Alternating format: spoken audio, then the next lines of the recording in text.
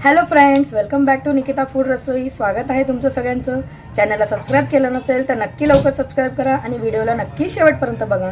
तर आज मी इथे घेऊन आली आहे एक नवीन रेसिपी, जी आहे मेथी मटर मलाई। खूपच सुरेख लागते ही रेसिपी, नक्की एकदा ट्राय करून बघा। चला तर बघूया आपण रेसिपी। इथे मी ही एक मेथीची जुडी घेतलेली आहे, जिला व्यवस्थित निवडून स्वच्छ धुवून कापून घेतलेली आहे मेथीची जुडी। त्यानंतर इथे एक वाटी हिरवे मटार घेतलेले आहे। हे ताजे मटार आहेत, फ्रोझन देखील यूज करू शकतो। इथे मी 2 मध्यम आकाराचे कांदे बारीक चिरून घेतलेले आहे। थोडासा लसूण कुटून घेतला आहे। 1 चमचा साखर आणि मीठ घेतलेलं आहे। आणि ही ताजी मलाई आहे, जी दुधावरची साय असते आपली, ही वाटीभर मी घेतलेली आहे।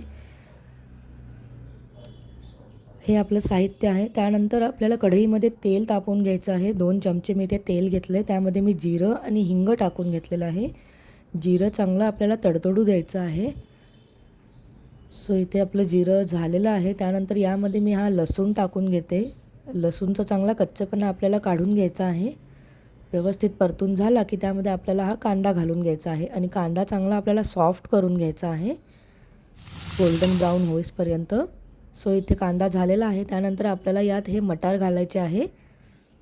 थोडेसे मटार आपल्याला चांगले फ्राय करून घ्यायचे आहे। त्यानंतर आपल्याला यामध्ये अर्धा चमचा हळद, 1 चमचा धनेजिरे पूड, 1 चमचा लाल तिखट हे मिक्स करून घ्यायचं आहे। आपल्या आवडीनुसार आपण मसाले कमी जास्त करू शकतो।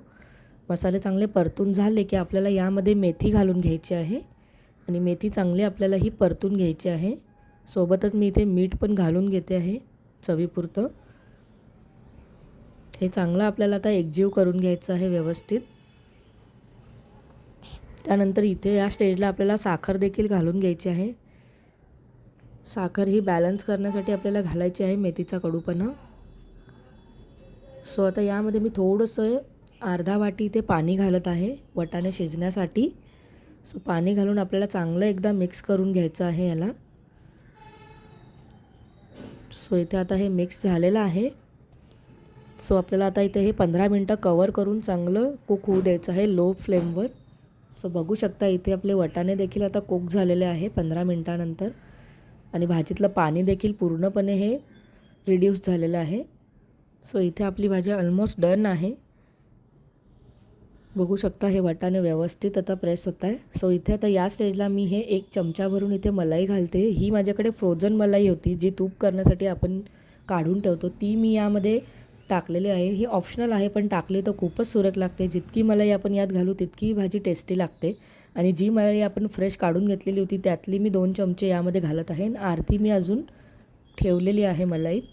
सो थोडंसं आपल्याला आता 2 ते 5 मिनटं याला पुन्हा कवर करून जस्ट कुक करायचं आहे।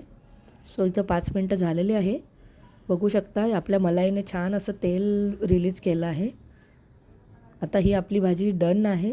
या स्टेजला आपण इथे गॅस बंद करून घ्यायचा आहे आणि आपली जी उरलेली मलाई आहे ती मी आता पूर्ण याच्यात टाकून घेते आहे आणि आता याला एकदा जस्ट क्विक मिक्स करून घ्यायचं आहे आपल्याला। बघू शकता तुम्ही किती सुरेख दिसते ही भाजी, खूपच टेस्टी लागते। नक्की एकदा ट्राय करून बघा, खूप छान लागते ही मेथी मटर मलाई। सो इथे आपली भाजी ही झालेली आहे, बघू शकता।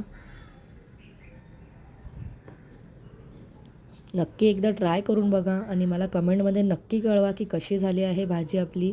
सोबत मी याला उरलेल्या मलाईने थोडंसं गार्निश केलं आहे।